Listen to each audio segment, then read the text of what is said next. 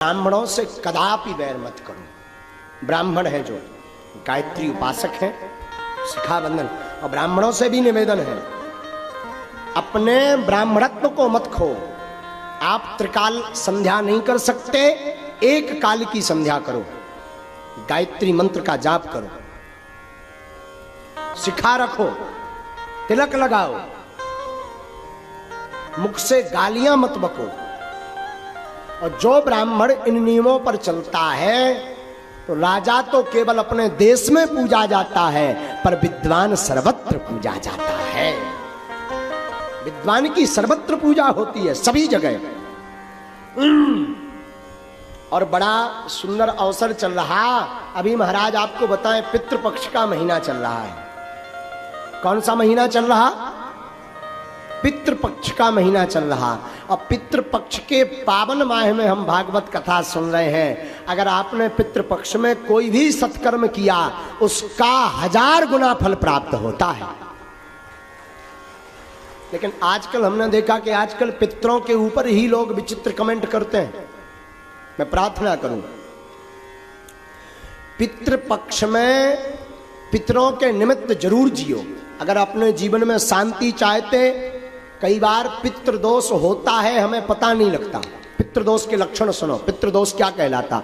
पितृदोष का मतलब है पितृ आपके पूर्वज मर जाएं, दादा परदादा दादी नाना नानी चाचा ताऊ मर जाएं और उनका विधिवत संस्कार ना हो या कोई त्रुटि हो जाए तो वो प्रेत योनि में घूमते रहते हैं और अपने वंश वालों को बार बार परेशान करते रहते हैं। कहीं शादी विवाह में रोक लगाएंगे, कहीं सत्कर्म करें सत्कर्म में रोक लगा देंगे, कहीं आपके घर में मंगल होने वाला हो उसमें कुछ अमंगल हो जाएगा, आप आगे नहीं बढ़ पाएंगे। पितृदोष के ये जो है लक्षण है। पहला लक्षण है, अगर पितृदोष लगा आपको तो पितृदोष अगर आपको लगा श्रीमान, तो पहला लक्षण है कि पितृदोष में आपको सबसे ज्यादा मंगल काजों में रुकावट आएगी।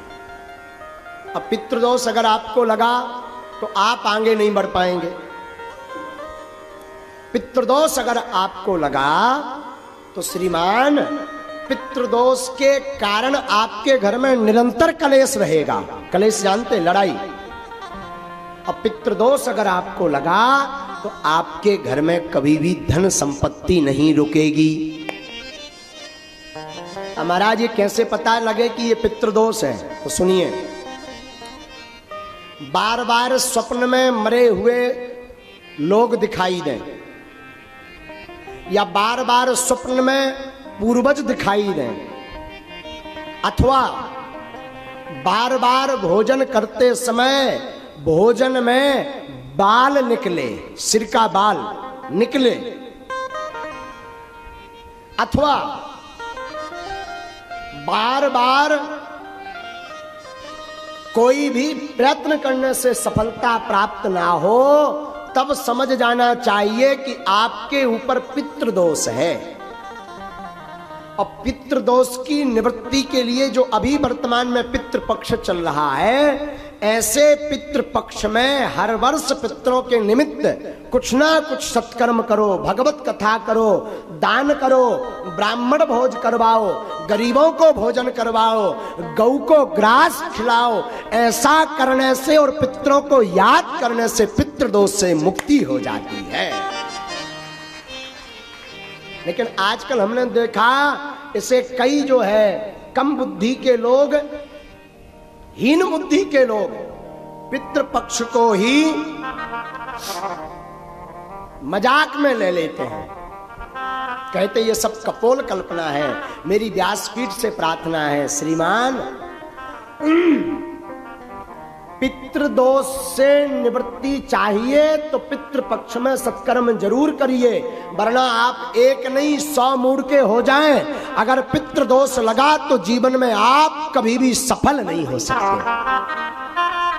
एक बात। दूसरी बात, शायद धोखे से एक बार सफल हो गए। देखो, प्रतिष्ठा प्राप्त कर लेना कठिन नहीं है आज के सोशल मीडिया के जमाने में, नाम कमा लेना कठिन नहीं है आज के जमाने में, पर प्रतिष्ठा को स्थिर रखना, उच्च स्तर पर बने रहना बड़ा कठिन है। इसलिए पितरों के निमित्त जरूर पूजा करो। अगर पितरों की आपको स्मरण नहीं है कि हमारे पूर्वज कब खत्म हुए थे, किस तिथि को खत्म हुए थे, तो अमावस्या के दिन ब्राह्मण भोज करवाओ, भागवत करवाओ, सुंदरकांड का पाठ करवाओ। आपके पास धन नहीं तो सत्यनारायण की कथा सुनो। आपके पास बिल्कुल गरीबी है तो घर पर बैठकर पूरे परिवार सहित भगवान नाम का संकीर्तन गाओ। और ज्यादा गरीब हो, ब्राह्मण भोज नहीं करवा सकते, तो गौ माता के लिए घास लेकर के पितरों के निमित्त गौ माता को घास खिलाओ। इससे भी पितृदोष से मुक्ति मिलेगी। और एक बढ़िया उपाय बताएं, पूर्वजों को तो लगभग सब मानते होंगे, शायद पूर्वजों को आप मानते हैं और आपको लगता है कि पितृदोष है और इतना भी नहीं कर सकते, तो पितृपक्ष के 15 दिन पितरों की दिशा है दक्षिण दिशा। पूर्वज कहां निवास करते हैं? दक्षिण में। वैसे तो 15 दिन तक उनको जल दें, 15 दिन तक उनके नाम का दीपक रखें, 15 दिन तक दक्षिण दिशा में उनके नाम का भोजन रखें। लेकिन एक बात बोलूं, अतिशयोक्ति नहीं होगी। जियत पिता को दीन ना नीर, मृतक पिता को हलवा खीर। जब तक बाप जिंदा रहो सो पानी नहीं पिलाया, और पिताजी मर गए सो हलवा खीर खवा रहे। हमारे पिताजी कौवा बन के आएंगे और कौवा बन के खाएंगे ठठरी के बरे है? जब तक बाप जिंदा रहा तब तक पानी नहीं पिलाया, और मर गया तो कह रहा कौवा बन के आएगा। कौवा को अंग्रेजी में क्या कहते हैं? क्रॉक्स। हाँ, जो भी हो समझ जाओ है? तो जियत पिता को पानी नहीं पिलाया, मर गया तो बाप कौवा बन के आएगा। और सुनिए, जियत पिता को दंगम दंगा, मृतक पिता पहुंचाए गंगा। जब तक बाप जिंदा रहा तो मारपीट करते रहे, और बाप मर गया सो गंगा जी सपरा रहे ठठरी के वरे है? हमारी प्रार्थना है, मरने के बाद पितृदोष का विधि तो करो, पर जीते भी पितृ कृपा प्राप्त करने के लिए माता पिता की जिंदा में ही सेवा करो। हाँ। और फिर भी किसी कारण से माता पिता की, गुरु की सेवा नहीं कर पाए, कई इतने यहाँ अभागे बैठे होंगे, कई पुरुष यहाँ माताएं अभागी बैठी होंगी जिन्होंने अपने माता पिता की सेवा नहीं की होगी। छोटी छोटी बात पर माँ को गाली दे देते हैं, पिता को अपशब्द बोल देते हैं। मैं प्रार्थना करूं, तुम जिस माता पिता को अपशब्द बोलते हो, गाली देते हो, ये वही माँ है जिस माँ ने 9 माह अपनी कोख में तुम्हें रखा है। तो मैं प्रार्थना करूं, माता पिता को दुख मत दो। फिर भी पितृपक्ष है और आप इनमें से कोई उपाय नहीं कर सकते, तो दक्षिण दिशा की तरफ 3 दीपक जलाएं। सरल उपाय सुनिए, दक्षिण दिशा की तरफ 3 दीपक जलाएं और अपने पूर्वजों को प्रणाम करके बोले, हमसे जो भी भूल हुई क्षमा करना, और उनकी याद में 2 आंसू बहा दें। इससे बड़ा श्राद्ध का कोई उपाय नहीं है। सबसे सरल उपाय है, भगवान नाम लेकर के दक्षिण दिशा में उनका स्मरण करके 2 आंसू बहा दें। इससे पितृदोष की मुक्ति 15 दिन में आपको प्राप्त होगी। और पितृपक्ष को जरूर माने। और हम आप सब बड़े सौभाग्यशाली हैं कि ऐसे पितृपक्ष के पावन अवसर पर आज श्रीमद् भागवत कथा प्रारंभ हो रही है। अब जिनकी जॉब ना लग रही हो, नौकरी में हैरान हो, तो कान खोलकर सुन लो। आपको नौकरी में दिक्कत है, बार बार अड़चन आती, बार बार रोक लग जाती है, तो आप अपने पैर के अंगूठे से लेके सिर तक कच्चा सूत, एक होता पक्का सूत, एक होता कच्चा सूत, कच्चा धागा कहते हैं, कच्चा धागा 7 बार नाप कर उसकी बाती बना लें। पैर के अंगूठे से लेके सिर तक अपनी साइज का नाप लें, कच्चा सूत 7 बार, उसकी बाती बत्ती बना लें, ऐसे मोड़ करके मल करके।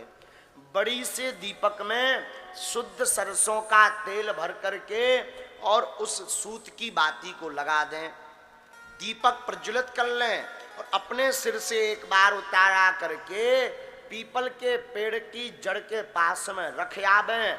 और इसके बाद में आप किसी भी दिन रख आवें, पेपर पर ध्यान दें, कंपटीशन की तैयारी करें, रात्रि को पढ़ना कम कर दें, प्रातः काल पढ़ना ज़्यादा कर दें। और जब भी पेपर या आप इंटरव्यू देने जाएं तो बागेश्वर बालाजी का ध्यान करके जाएं, बिना घबराए हुए। आपको सफल होने से कोई नहीं रोक सकता।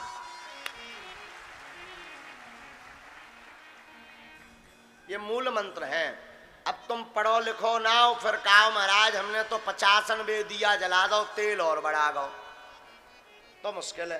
देखो साफ कहना है हमारा, हम आपको अंधविश्वास में नहीं डाल रहे, हम आपको सफलता में 1-2 नंबर की जो कमी हो जाती है उन नंबरों में बालाजी से धक्का लगवाने की बात बता रहे। हाँ, जिसे कहते हैं कृपा। क्या कहते हैं? कृपा। इस प्रकार पूजा करनी चाहिए अपने अपने घर में। पूजा समझ में आ गई? कौन कौन अब रोज अपने ठाकुर जी की पूजा करेगा? वचन दो पक्का। अपने अपने घर पर बागेश्वर बालाजी को कौन कौन रखेगा? वाह। रामायण का पाठ कौन कौन विद्यार्थी प्रतिदिन करेंगे?